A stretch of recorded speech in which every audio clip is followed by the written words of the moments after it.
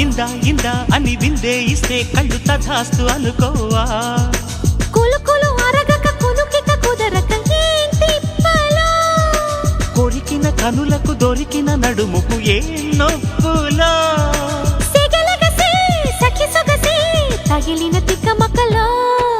subject ఇది అని చర్చిద్దాం అర్జెంటుగా కథ కదిలిద్దాం